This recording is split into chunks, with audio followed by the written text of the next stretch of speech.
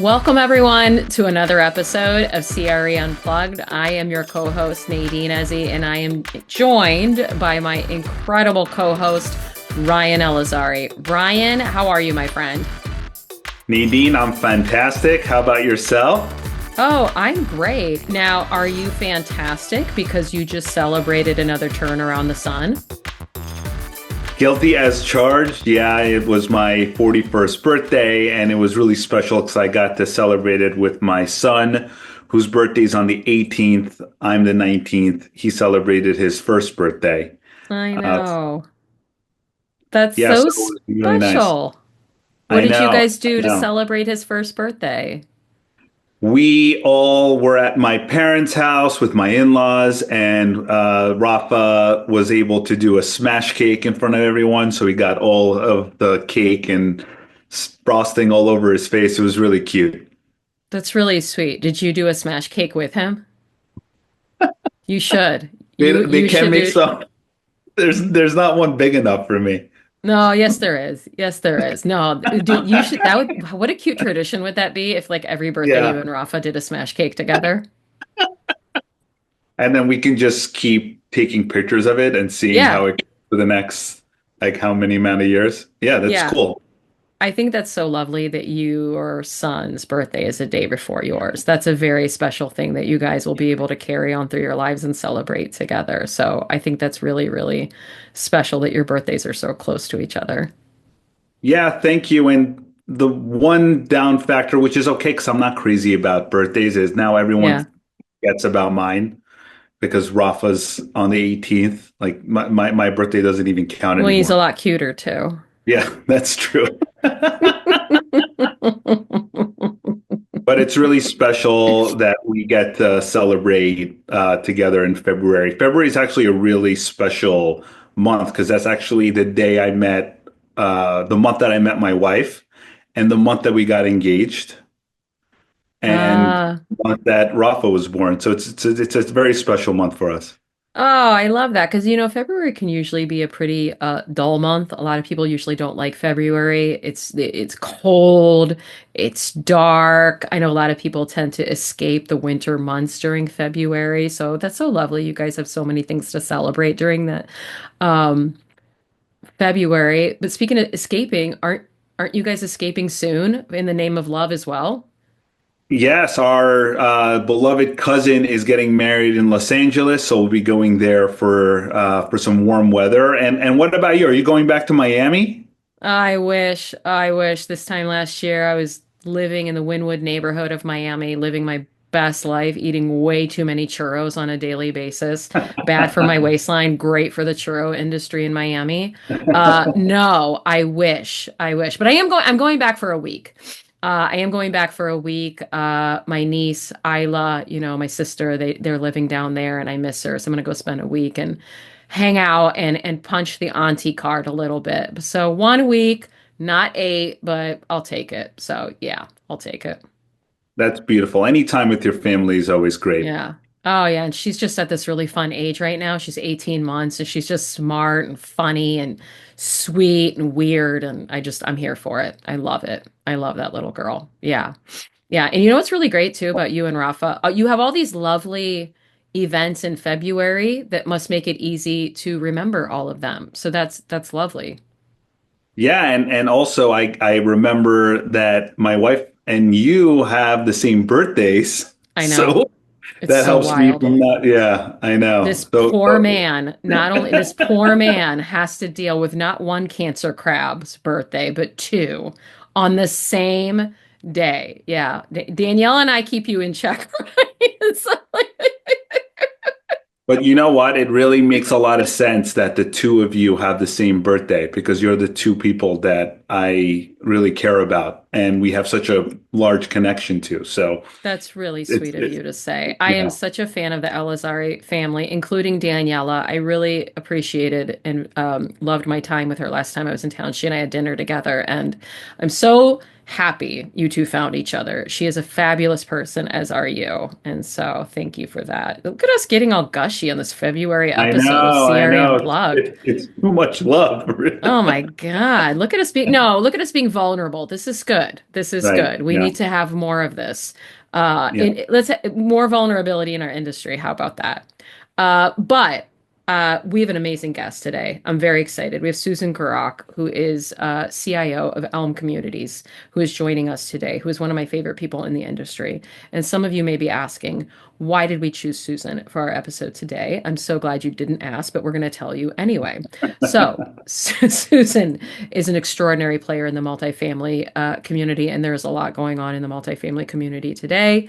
That sector is undergoing a significant shift as technology becomes integral to operations, from property management to resident engagement. Innovations in automation and AI are streamlining workflows, reducing costs, and enhancing the efficiency of multifamily portfolios.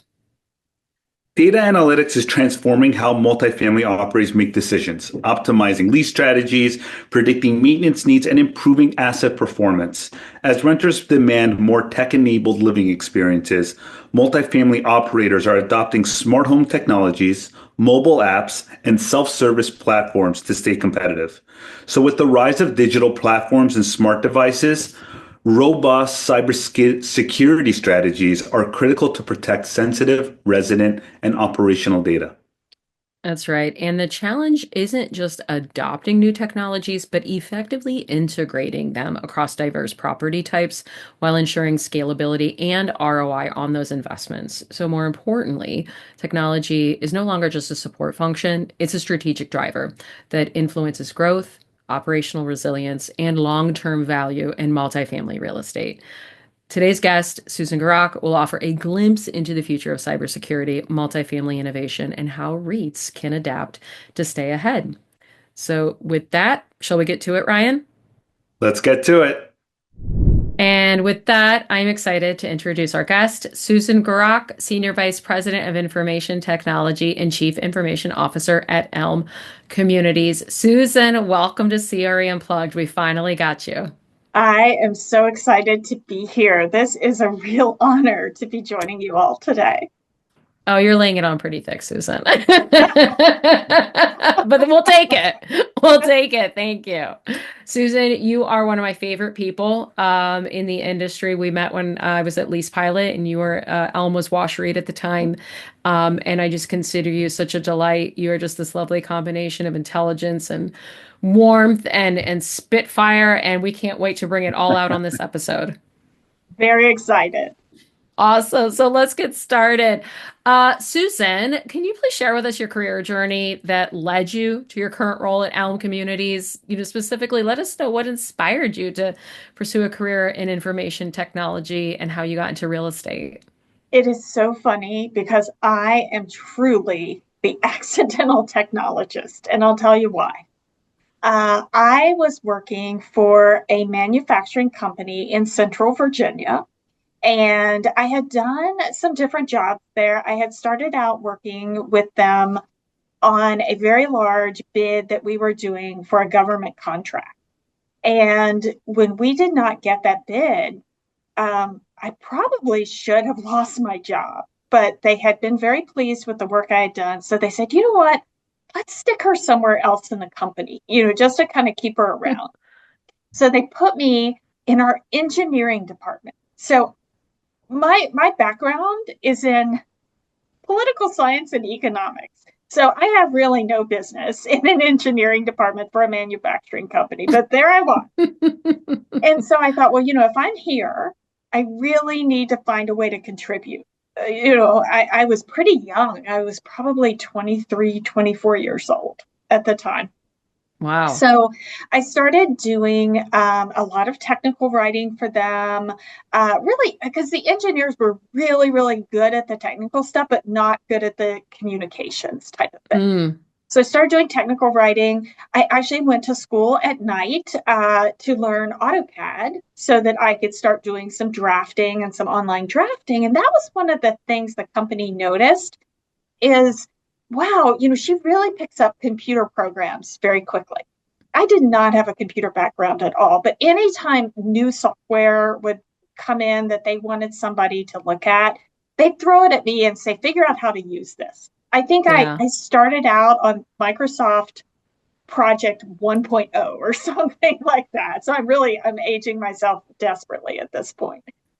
But when the company was preparing for the year 2000, they had all kinds of custom code that was Mm-hmm. very old that needed to be retrofitted. And they took one look at it and said, we can't do that. There's no way on this earth. We're going to have to get an off-the-shelf system. So they bought JD Edwards, which is very well known, crosses a lot of different disciplines. And they were implementing JD Edwards at the company. They asked me to represent the engineering department and the sales department in the implementation. So I was on the project team. Once again, it was something, it's like, wow, like I really get this. I like this. Our company president noticed that and he said, you know what? I need to move you to IT. So before I knew it, I was in an IT job, which also involved me being responsible for payroll, which is not something I That's ever hilarious. would have wanted to sign up for a manufacturing company that had multiple shifts and multiple types of shifts. So I had to be able to explain to people who'd come in and say, my paycheck doesn't look right.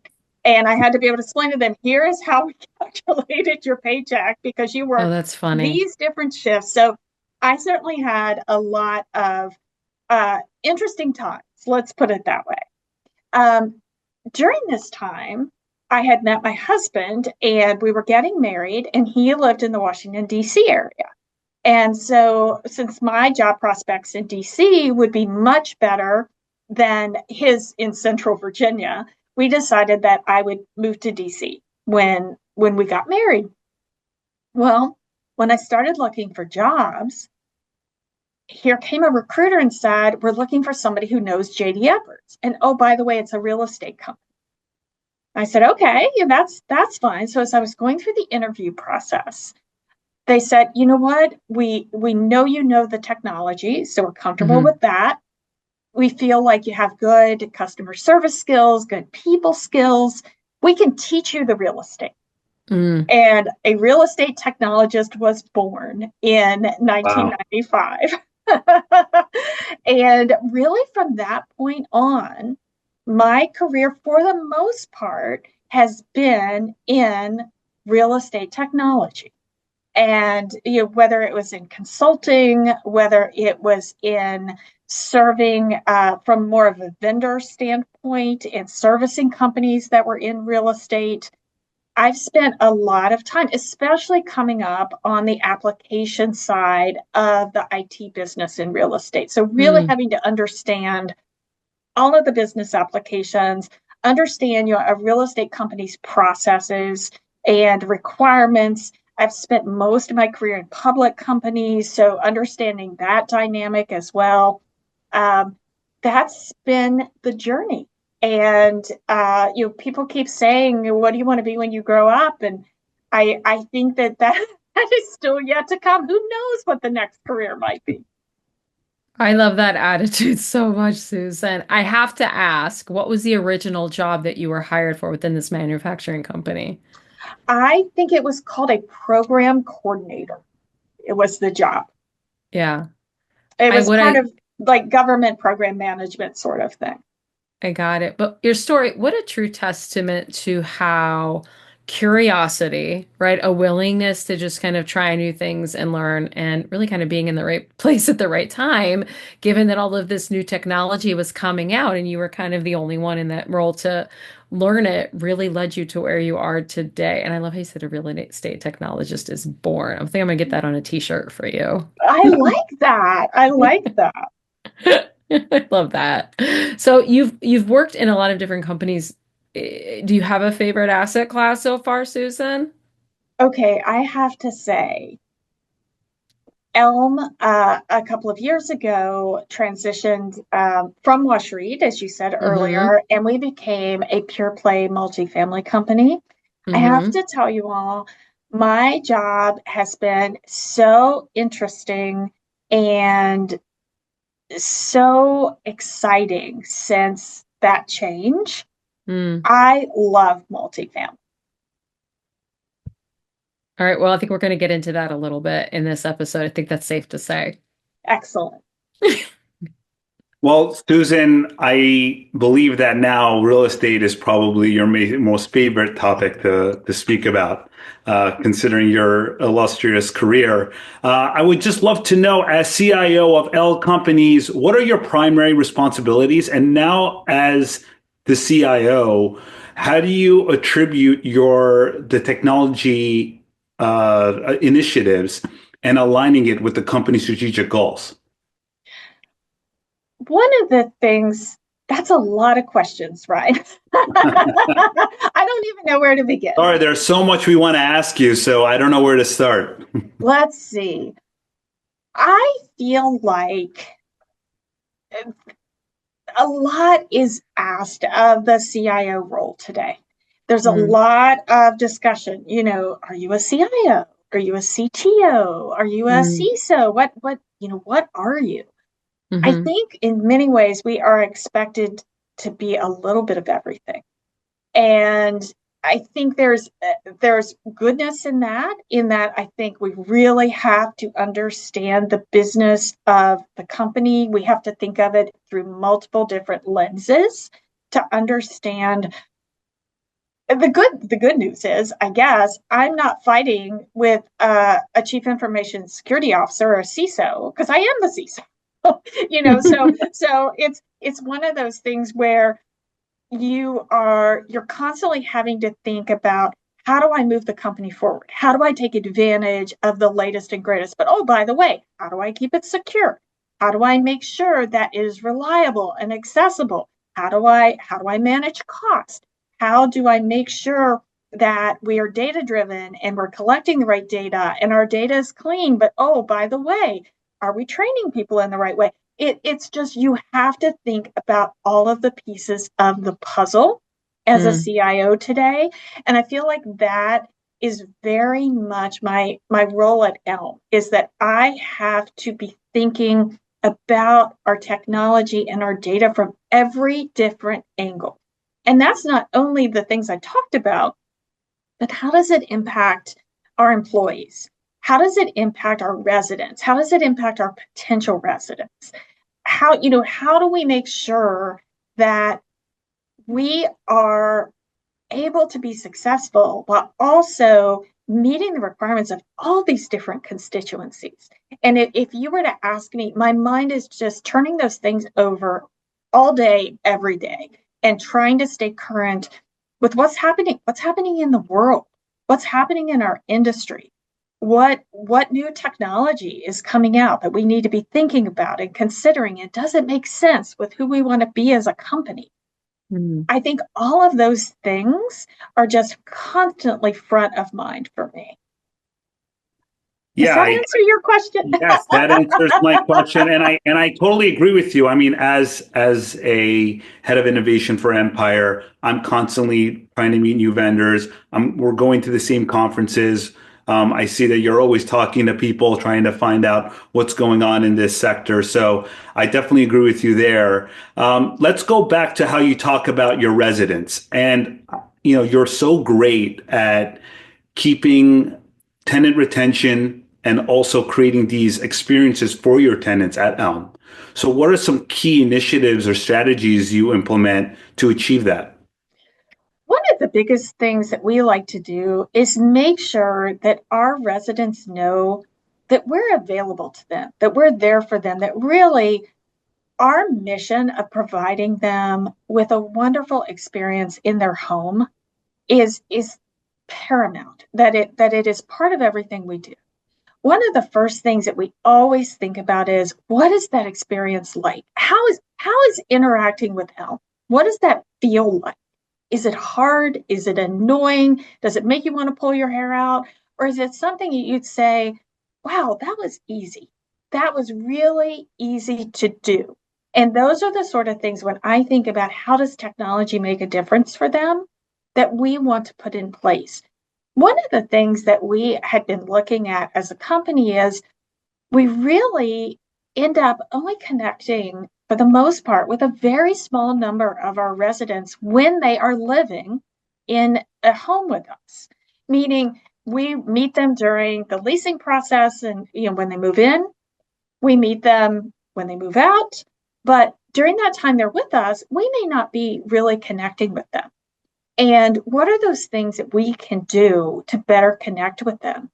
And we have done a lot of work around resident engagement and reaching out to people, making sure that they can communicate with us any time of the day, any day of the week. And we do that through a text messaging program where they can ask us questions, they can put in a work order, they can give us a kudo, they can give us a complaint. But it's really an opportunity to connect with people that we may not otherwise hear from and let them know that they're important to us at Elme, and that making sure that their experience is a good one is really important to us. I'm sure that hospitality mindset that you have implemented has really garnered such a success, right? For your tenants. They must be, very appreciative that you're trying to find out about, their needs and wants on a daily basis. I think that it is something that is important to people in that they want to know that someone cares. I think we all want to know that whoever we're doing business with, that somebody cares about us and wants us to be happy, wants us to be comfortable, wants us to be successful, and having a good experience in your home. Let's face it, that is a big part of your happiness day to day.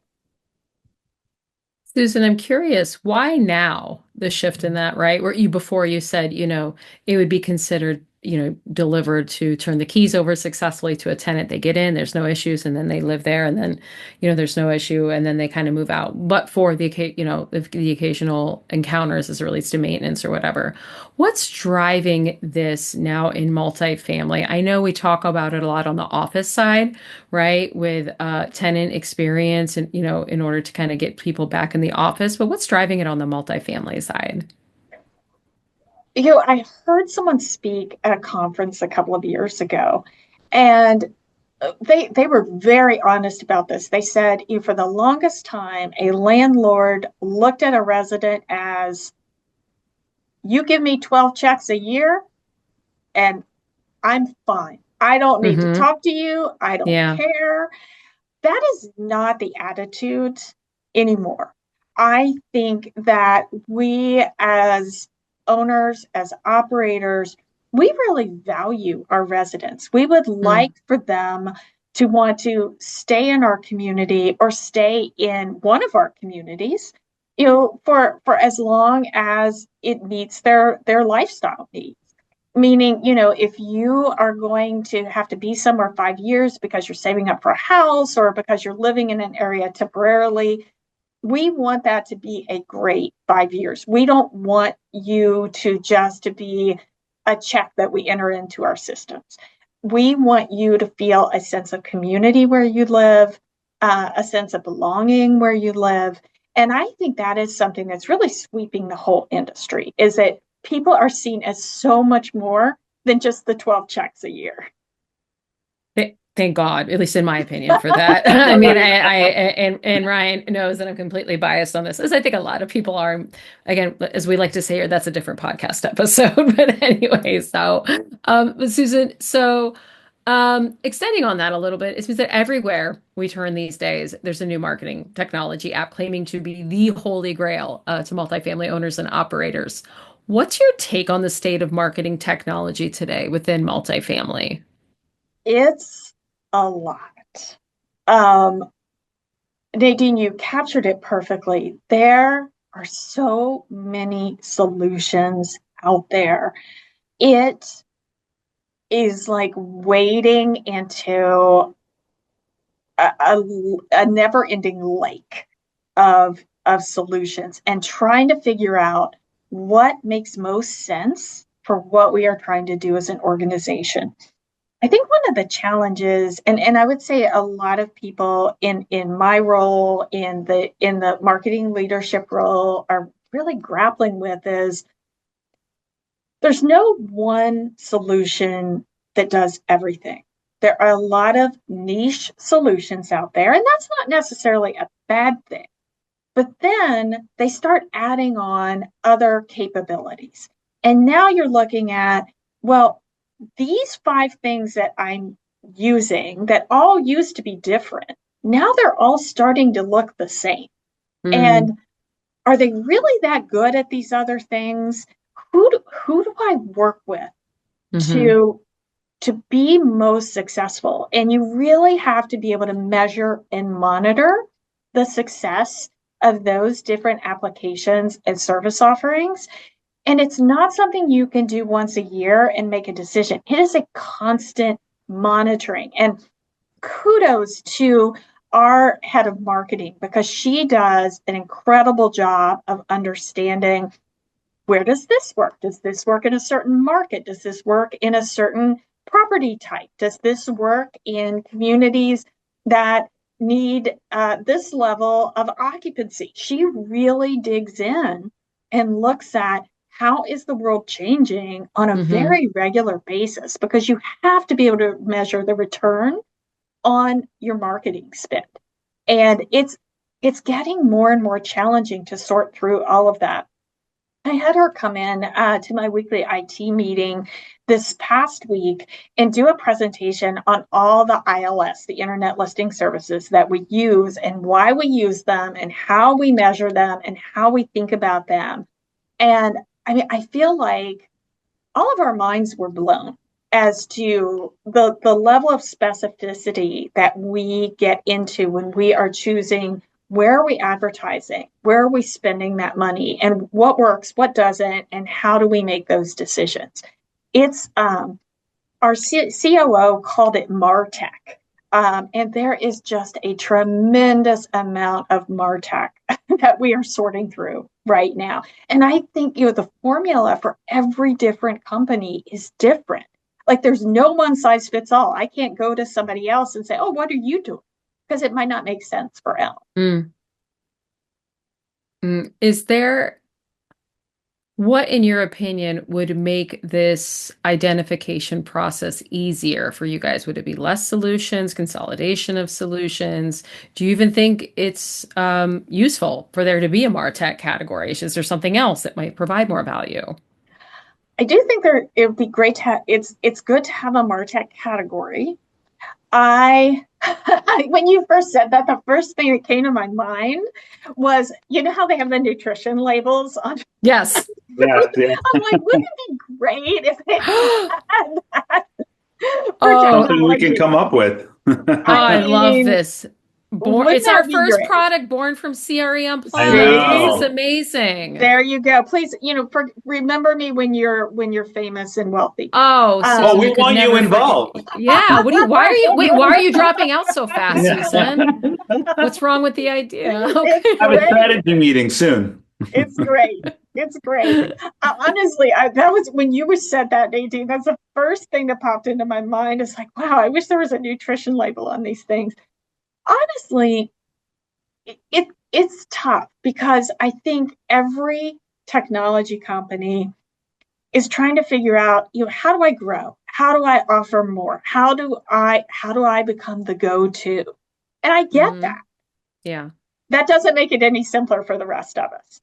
And a lot of times you'll look across your portfolio and you'll say, wow, there are 3 pieces of software that now offer X. Which one do I use? Yeah. And do I really need these other 2? This is honestly probably a monthly consideration, where we're looking across our application stack and saying, what makes sense? Who has leapfrogged who's doing this the best? Who do we think is viable? I think that's something you really have to think about with a lot of the new technology is, are they going to be around a year from now? I don't want to put all my eggs in one basket and then find all of a sudden that this company is gone. So a lot of those considerations, it is, in many ways, it's a shame they can't just really focus on being good at what they're good at, instead of trying to be good at everything. Mm. I think, Susan, they're feeling pressured to Oh, be good at everything, and I think that's a main issue. But the ultimate question is, do you see a lot of consolidation happening because of this, because of what you're bringing up? I do. I really believe that over the next 18 months, not just in this marketing technology, but really in property technology as a whole, you're going to see a lot of consolidation. You may see some of the bigger players, gobbling up some of the smaller players. I do think that the industry goes through these phases where there are thousands of players and then they shrink down a little bit as people drop by the wayside, as they get acquired, then it balloons back up again. So I think we're really in one of those places where we're probably in the next 18 months going to see a bit of a narrowing of the field. Yeah, no, I wouldn't be surprised. And speaking of narrowing, and you were talking about this constant evaluation of the tech stack, and I can't imagine what the impact kind of on the end user experience is, on that, having to kind of switch things out every now and then. I know a main challenge with tech implementation is user adoption, and that is something we talk about a lot here on CRA Unplugged. So I'd love to get your take, Susan, on what are the most common mistakes you see in rolling out new tech solutions? Not that these would be mistakes made by you at all, of course. Of course. Right. Yeah. I would say there are several. I would say, first of all, simplicity is key. We talked about for our residents and our potential residents, we want to be easy to deal with as a company. Mm-hmm. We want it to be as simple and seamless as possible. Less friction. It's the same way for our employees too. When I am thinking about technology, and it's something that I think we've done a nice job here of getting others in that same mindset. When we think about technology, one of the first things we think about is, what is the experience going to be for our employees? What is this Mm-hmm. going to be like to work with? All we hear all the time is, I don't want to have to log into a lot of applications. I don't want to do duplicate work. I don't want another app on my phone. I mean, these are the things that when we are looking at technology, we're thinking about. How well do they integrate with other solutions that we already have? How simple is it to move from one system to another? Do we have duplicative entry? We need to make sure that we're not doing things like that. Mm-hmm. And let's not ask them to have yet another app on their phone to try to do their work. And so those are the sort of things that we're always looking at, is how Mm-hmm. simple can we make this? Also, when we think about the industry as a whole, and you think Mm-hmm. about, people do move around in the industry, they'll move from company to company. How common is what we're selecting to what others in the industry are using? Are there opportunities to say, hey, you know what? A lot of people use this program. So if somebody's coming into this role, it's very likely they're going to already know how to use this program. They just need to know how Elme uses it. So it's thinking about things like that as well when we're looking at technology. That doesn't mean we're not always looking for the latest and greatest. And we've Mm-hmm. implemented a few things over the past couple of years that I'm really excited that we were probably more on the leading edge, because we really saw them as a difference maker for Elme. But for the most part, we're really looking for that easy, seamless experience for our employees as well.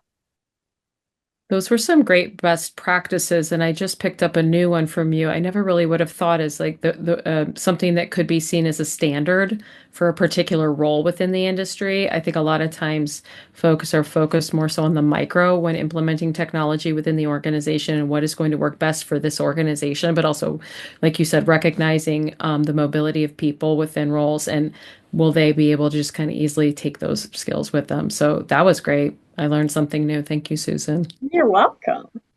Yeah, and I totally agree with you about best practices for user adoption. But, I'm curious, can you tell us a time when tech implementation failed? Like what went wrong, and what did you learn from it? Ooh, when it Didn't even put you on the fails. spot there. Tough one from Ryan. Oh man. I Yeah. let me think about this a little bit. I think there's always no matter what you do, you always look back and you think about what could we have done differently. Hmm. How could we have approached this in a different way? Um, I'll give you a great example. Um, we, and this is back from more the commercial days of implementation. One of the things that I always insist that we do, especially with a significant implementation, is we talk about what does success look like. So when we're done, what do we expect it to look like? Once again, what is the experience going to be for the people that have to use the product? What is the experience going to be for anybody that has to interact with the product, perhaps if they're on the outside? Do we expect time savings? Do we expect Hmm. cost savings? Do we expect greater accuracy? Like, we have to know before we get into it, what do we expect success to look like? And we did that for a project on expense participation. And anybody on here who is on the office or retail side knows expense participation. They know what a complex web that is woven in some of these leases, which I know Nadine knows, and Ryan is grinning.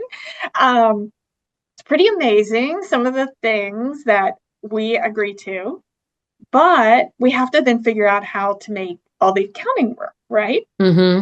So expense participation is always that sort of bugaboo in the system, I would say. So before we started on this project, we did a great job of putting our success story together. Like, when we are done with this is what we're going to be able to do.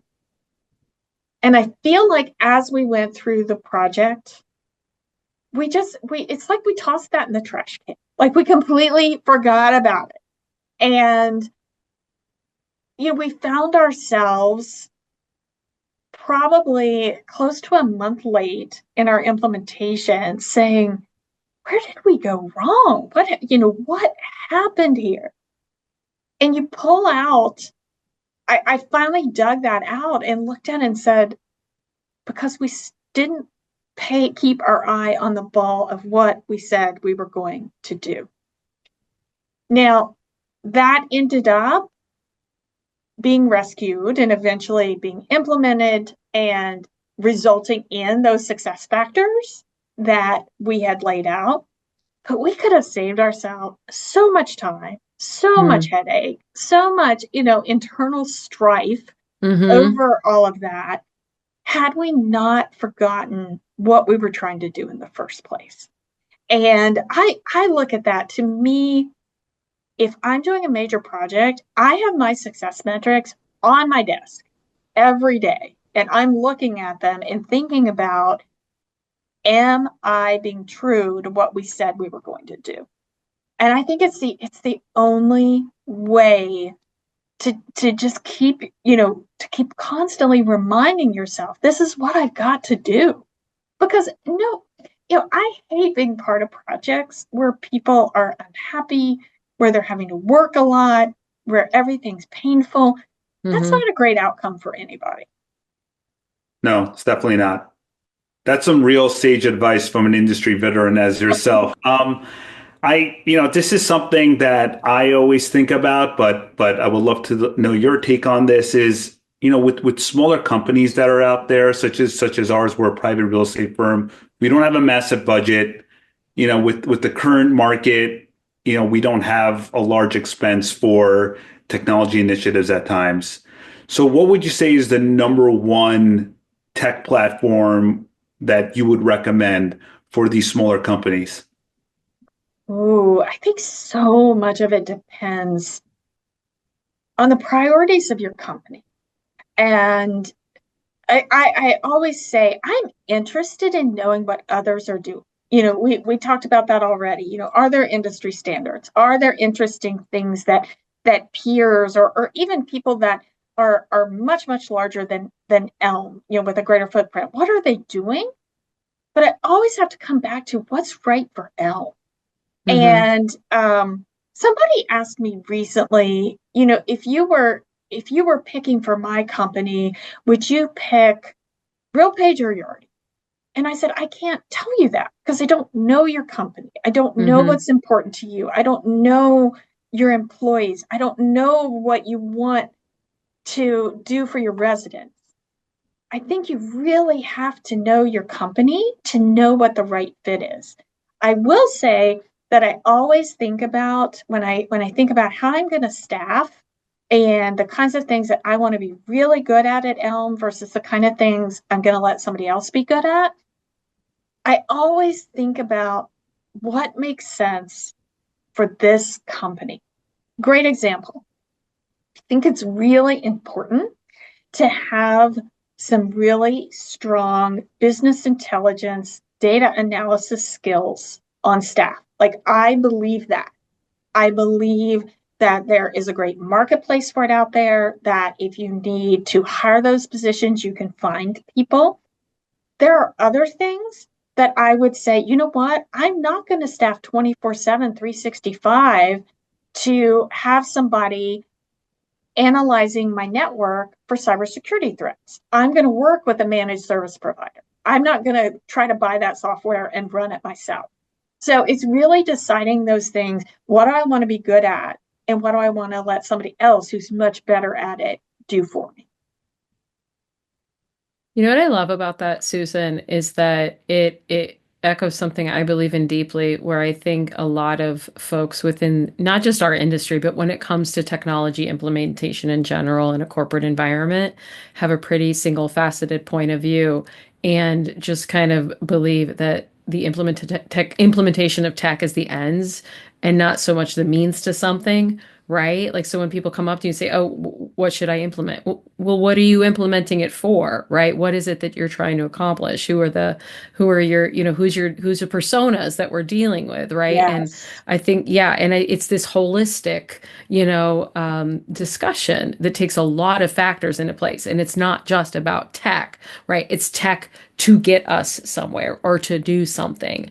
And it's just one piece of a larger kind of strategy or whatnot. And I think that's what I really liked about your explanation with that. But Also, I would want to say here is that it's pretty surprising that they're asking you to give them advice on such a large investment, like property management software, and that's a lot of pressure on you because, like, they do might come. better, people. Yeah, Yeah. yeah, Please, exactly. everybody, let's just do better. Don't ask somebody which, yeah, like financial operating system you should put into your like, come on, people. A lot Well, of pressure. it's a when I say it's a very personal choice, it is a 100%. very, very personal choice.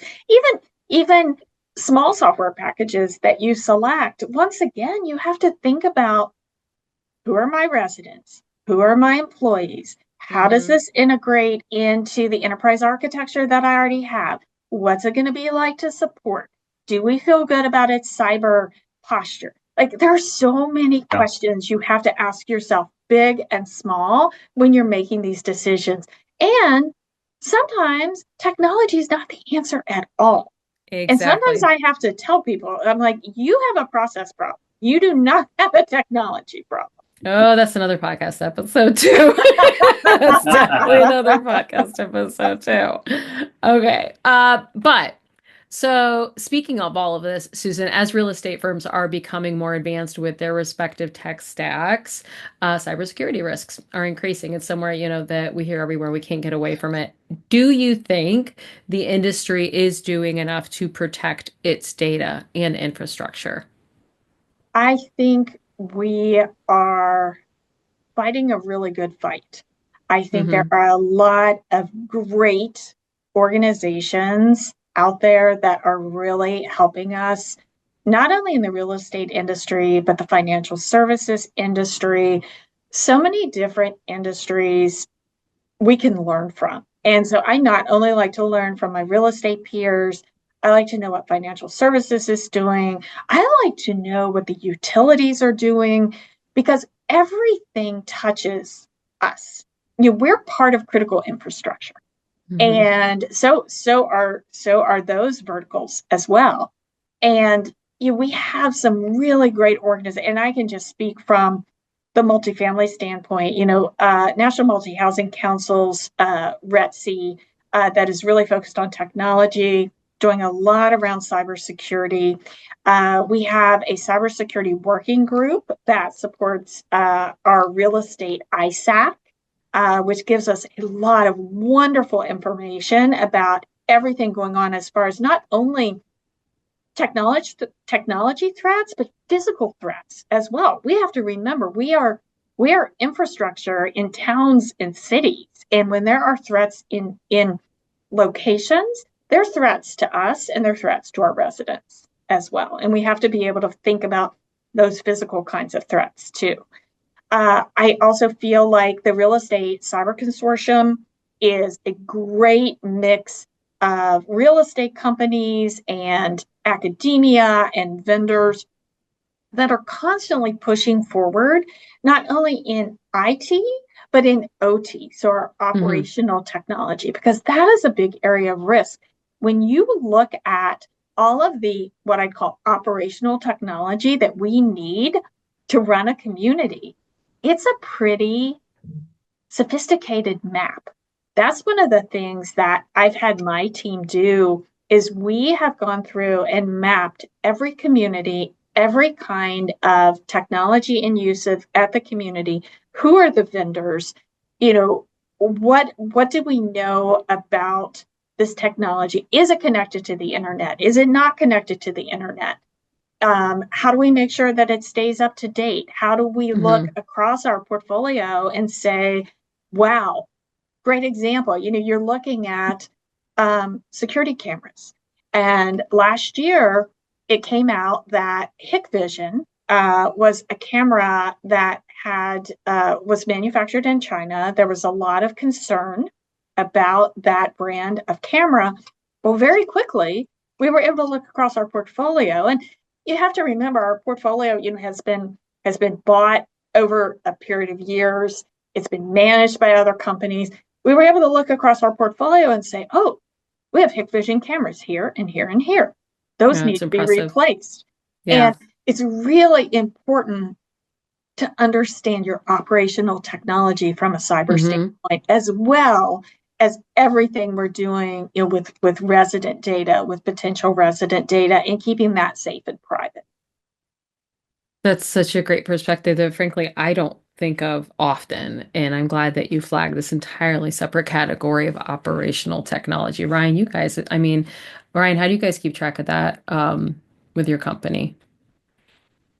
We try to take a diagnosis look at each of the vendors that we implement into our properties, and we need to probably take a much serious look, like Susan's company has, because there are some elements that we probably are missing. But we try to have our engineers and the people on the ground make sure that they're on top of everything that we've incorporated into our company. Yeah, one of the things that I've been doing probably for close to the last year is our CEO said, I'd like for leadership to get out to our communities more. And I started thinking about, well, what would be the best way for me to do that? So I actually work with my team that services our communities. And once a month, I go with them to the community on a health check visit. And so my team will go out and take a look at everything that is part of that operational technology world, everything from a TV in the gym, wireless access points, package lockers, business centers, you name it. All of that is part of that technology of the community. So once a month, I go with a member of my team to one of our communities, and we do that walkthrough of all of the operational technology together. It's really great. It helps me see the community through my team's eyes. It helps us stay on top of, oh, by the way, how long has it been since this TV in the common area didn't work? those kinds of things, and also get to spend time with the community staff as well, especially the engineering team, the leasing team, the management team, and just really see them interacting with residents, see what, from the ground up, how the community is operating, and what successes and what challenges they might have. It's the age-old rule of real estate, walk the dirt, right? It's just this Yes, very modern version of it, and I it love it for is. that. Um, so, okay, I think Ryan and I just learned a lot from you just right there in that segment, but I have to ask, in your opinion, what's the biggest data blind spot that owners and operators aren't paying enough attention to? Oh, there's so much data. There's so All right, much data. come on, start throwing people under the bus, Susan. Um, Just joking. wow. There's just How so about much. how about top two, maybe glaring ones?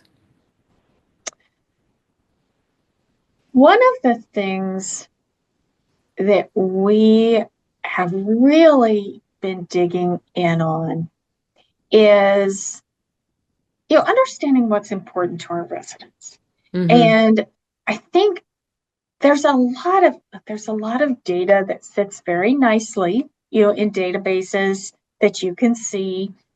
I would say one of the areas we're really focusing in on that I think has been fairly neglected in our industry. I think a lot of consumer products are doing really well with this, but I think unstructured data, the Mm. data that you are getting in emails, in text messages, on social media, how are we really mining that information for things like sentiment, for things like indicators of positive and negative things going on at the community, or um, thoughts about how the company is performing? I think we're really missing out as an industry on unstructured data. And I think that is a huge opportunity for us, and one that we are working with some of our vendors on right now to be able to capture more of that and to be able to parse it and understand it, and also be able to combine it with structured data to tell us even more about what's going on at our communities. And And I'm for the sure benefit, artificial intelligence has played a big role in that, I'm assuming. Absolutely, it has. Absolutely. and Susan, for the benefit of our listeners, when you say structured data, I believe those are like the data terms from a lease, right? Rent, size of the premises, the lease term, things like that, right? Absolutely. That sort of thing, is just sort of bread and butter type Right. information. That's Yeah. exactly it, Nadine. So I was having a conversation. I don't know if you know Jen Tyndall, who writes. She's at Grace Hill currently, and she writes this Yes. great newsletter. I was having a conversation with her at last year's Blueprint about the same thing, how they're starting to mine all of this unstructured data, right? And she's wrote an article on it as well, right? The tenant reviews and everything like that. And I was fascinated, just fascinated at how much sentiment you can extract from those as it relates to your residents.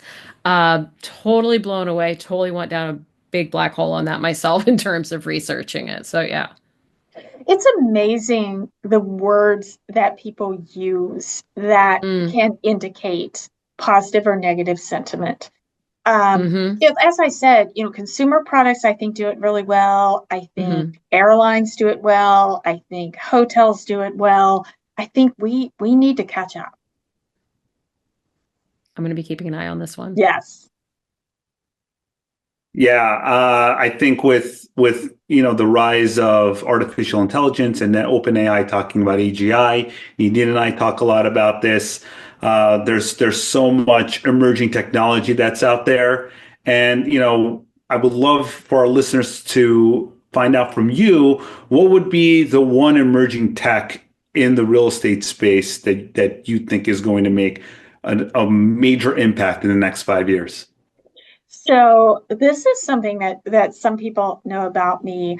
I believe that quick resolution of problems is one of the most important customer service impacts you can have on a resident.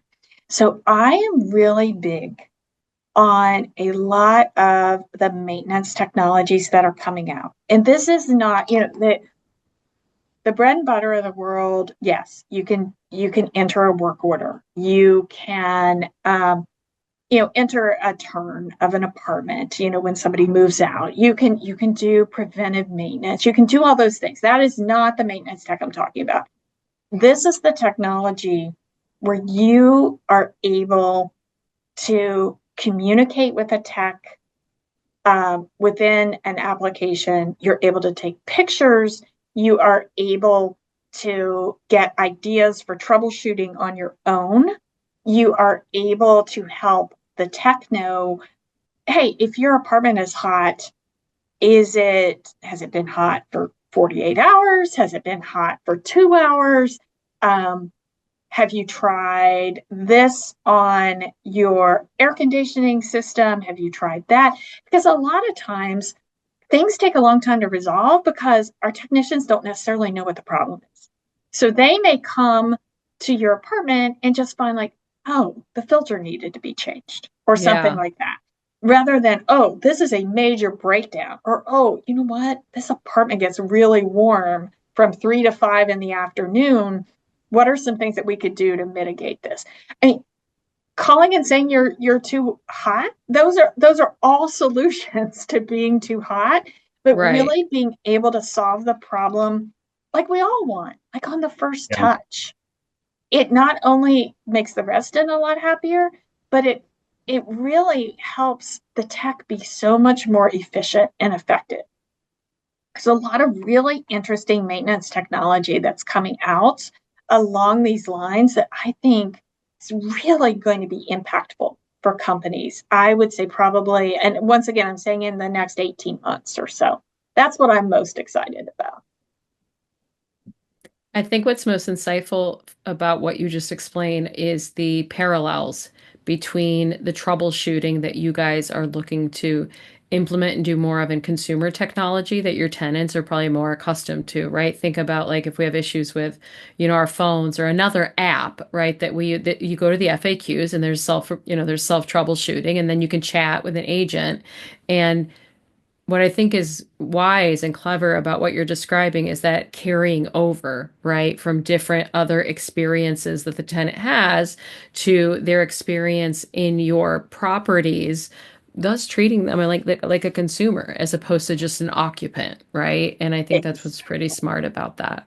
Exactly. And it's funny, my husband comments about Amazon. He said it's too easy because you honestly, yep.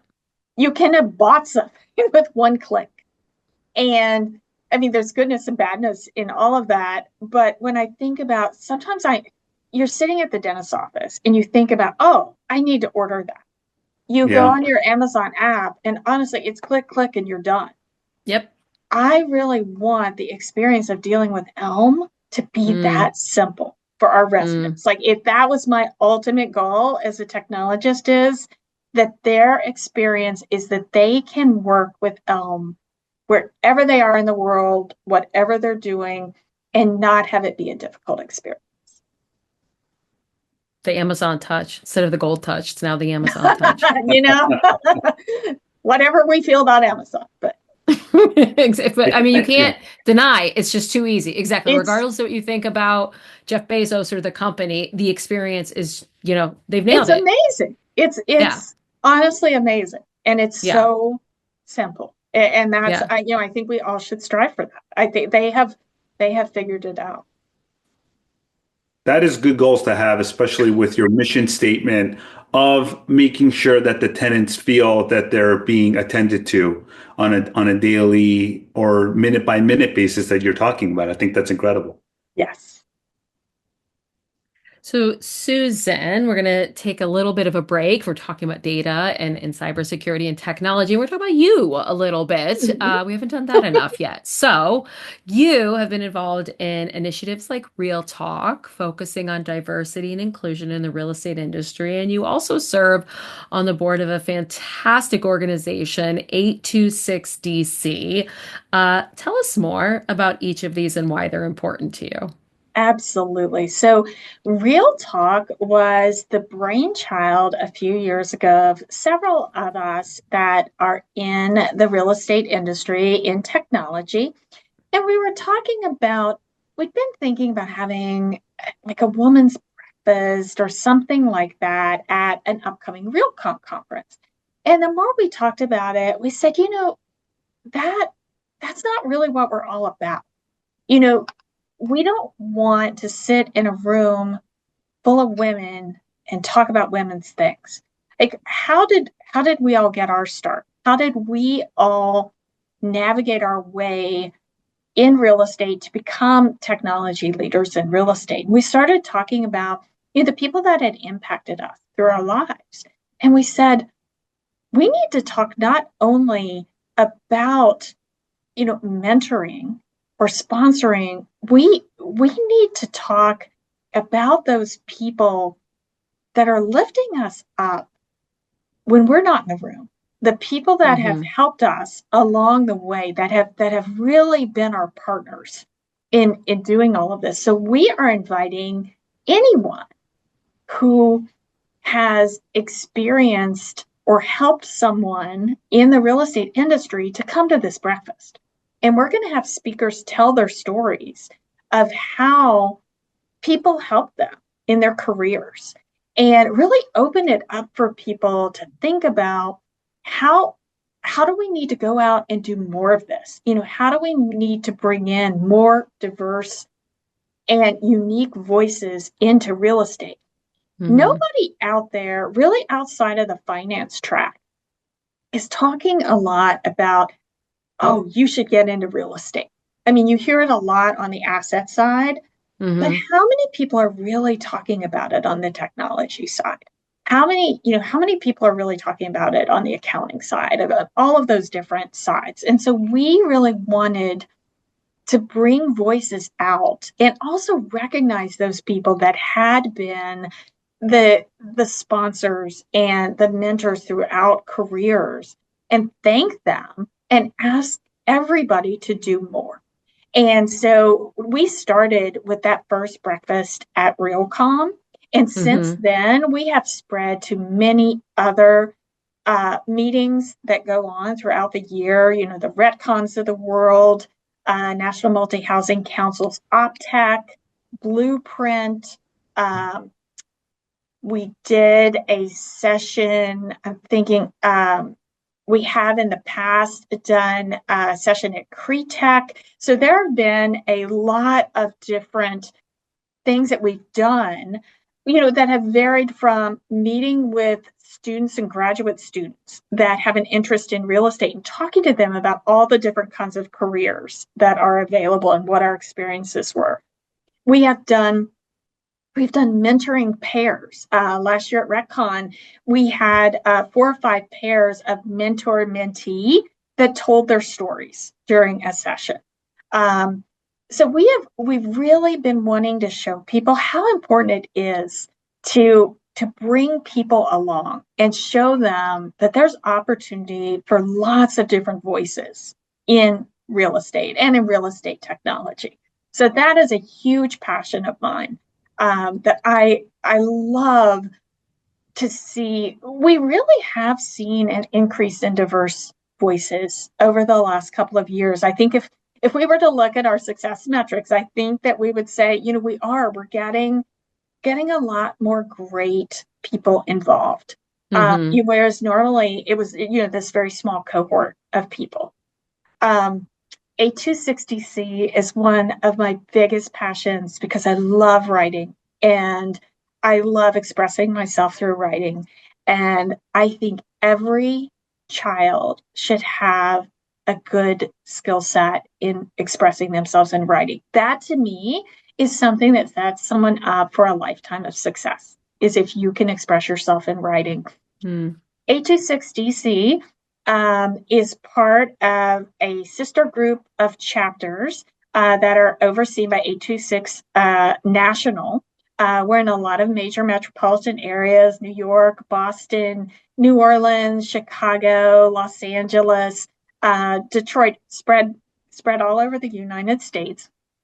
And in each jurisdiction that we're in, we focus on enhancing writing skills for children ages 6 to 18 in the schools in that particular area. So we are focused on students in the District of Columbia only.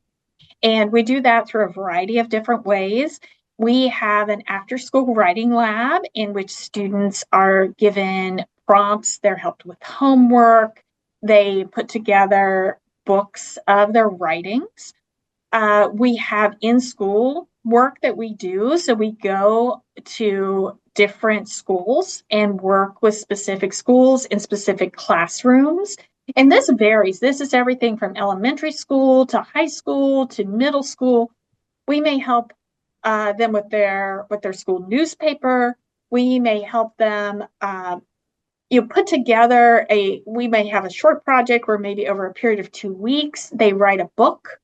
And the cool thing is these kids are published authors. We publish these books and they are available for people to buy and people to read. Right now, we are doing our Young Authors Book Project, which is our major book project of the year with a technical high school in DC. So these students that are at this high school, it's a charter school, so they're really focusing on things like architecture, engineering, construction, a lot more what I'd call STEM type focus. They are writing our book for the year. It is going to be amazing. It's going to be our largest book ever. It's going to be publishing in May. That's when we normally do our publishing. We do a book launch party. And these students are just knocking it out of the park. It is amazing to have the opportunity to read what people write. I always wonder what happens to us as adults when we forget to be creative and we forget like the things that excited us when we were young.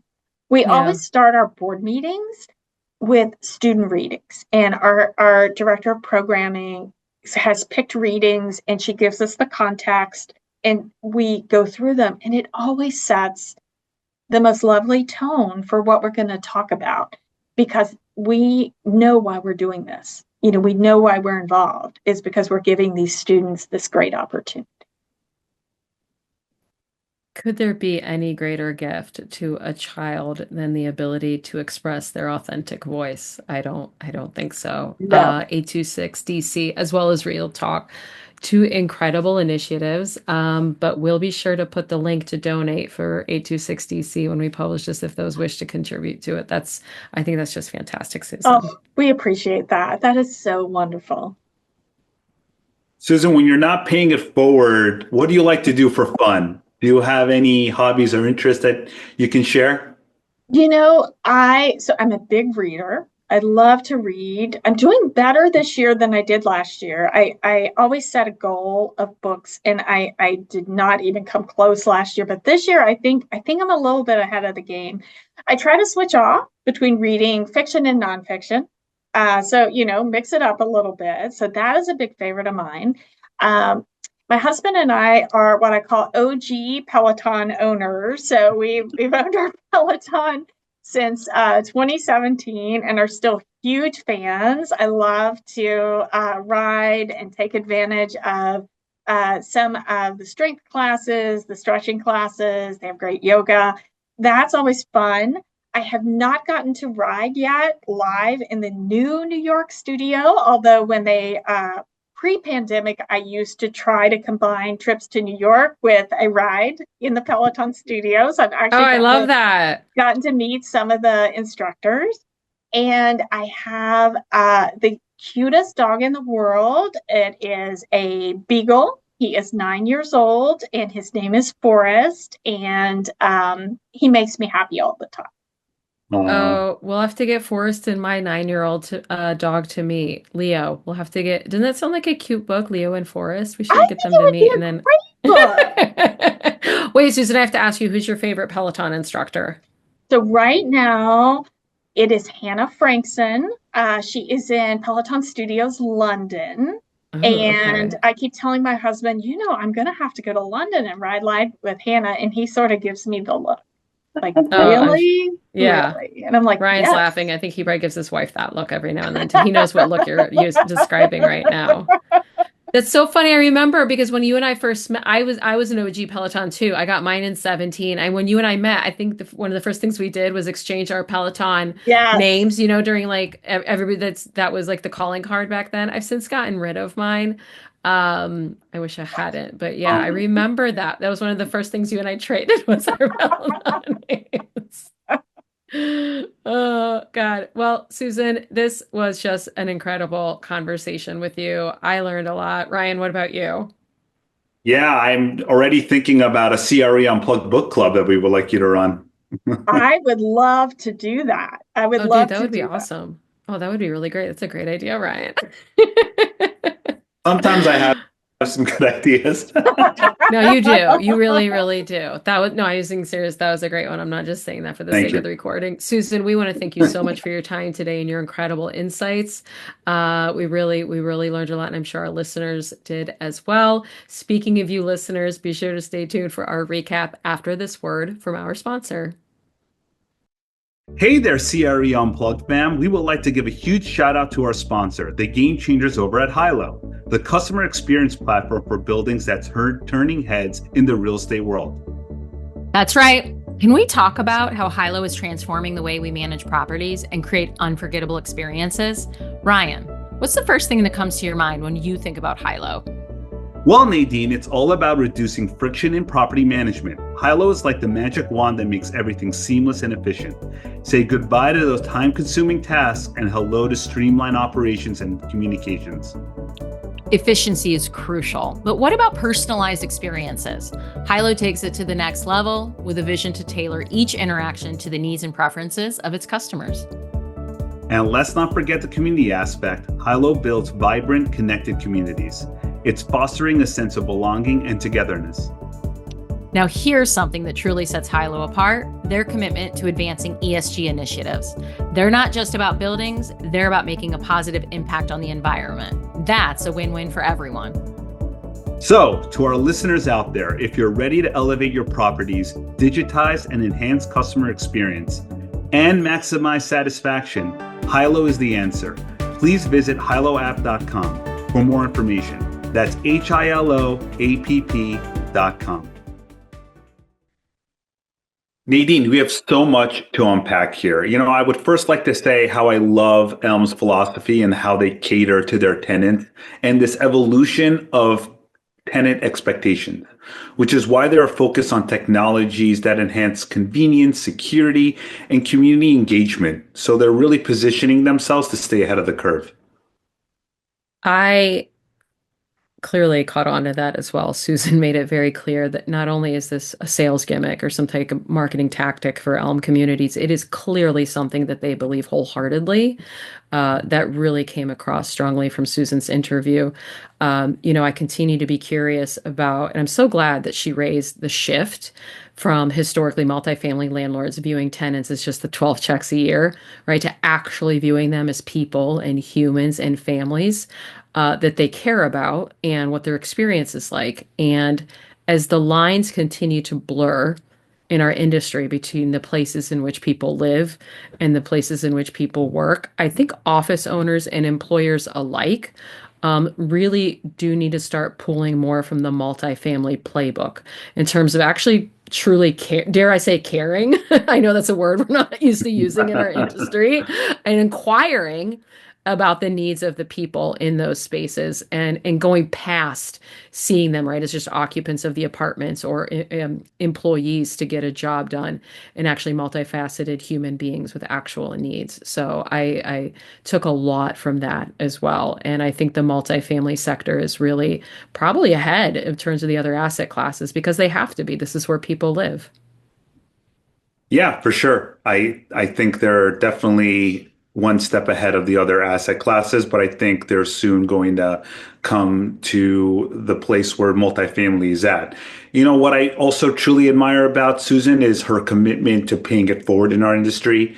So she was like talking about RealTalk and how she's providing the next generation of real estate professionals with the tools, guidance, and insights that they need in order for them to build these successful careers in this dynamic field that we have. So someone who's always available to his, my current and former graduate students with their career questions and aspirations. I really appreciate how Susan dedicates her time to fostering the same type of growth and mentorship that she provides to the young professionals out there. You are really good about that with your graduate students at Baruch, Ryan. You really are. You really do give a lot of yourself to them. And I very much respect and admire Susan for a number of reasons. I consider her a friend, but also as a colleague, and what she and her other colleagues are doing with Real Talk is fabulous. Not because it's not just calling out what needs to change, but they're also celebrating the champions and the allies that are helping raise women up in our industry. I certainly consider you one of those allies, Ryan, always. And so I love that they're using it as an opportunity to give a little bit of love and spotlight back to those champions and allies for women in the industry. And can we talk about 826DC, right? Helping children find their authentic voices and publish books. Can we talk about how awesome that is? Like, come on. Incredible. No, What I a great know. friend. No, I know. I know. Just incredible. What else did you take from the Oh episode? gosh. Okay, so I have a long list, but I'm going to keep it short for the sake of our listeners, right? And so the landscape is flooded with too much, as she calls it, Martech, right? The nutritional Right. label.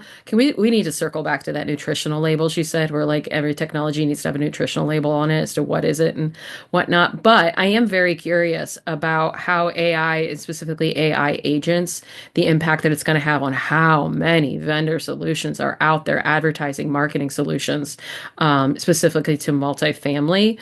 And kudos to Susan for calling out those vendors that really are just claiming to have the holy grail and solution for everything instead of truly focusing on what it is that they're good at, right? Everybody's just trying to be everything to everyone, and it's not going to work that way. And it's actually doing a disservice, to the possible end users, And so I am very curious about what role of AI agents is going to have in that, and that if we're going to see a lot of these applications kind of fall by the wayside in place of AI agents, or if they will consolidate or whatever that is. But listen, if you're a vendor and you have a marketing application, please listen to Susan's words and take heed in them because, this woman definitely knows what she's talking about. She has such a deep background that she understands what's happening and the transformation that we're going through here. So Mm-hmm. I think vendors really need to take what she says to heart in order Mm-hmm. for them to grow. My last thing that I took from all of this is with her busy schedule, she still finds time to do the Mm-hmm. things she loves. Mm-hmm. Reading, riding her Peloton, playing with her Beagle Forest. I think it's so nice that she's able to take some time for herself and keep that healthy lifestyle because I think it's so great to have that balance of work and life and not Oh being yeah. bogged with your work.